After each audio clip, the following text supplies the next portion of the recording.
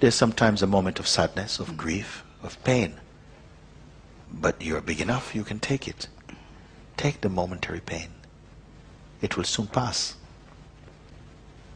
It's part of your maturity. And as for bliss, forget about it.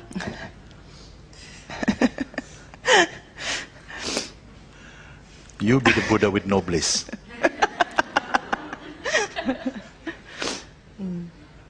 And then bliss will come and kiss you. Because you're not pursuing. You forget everything.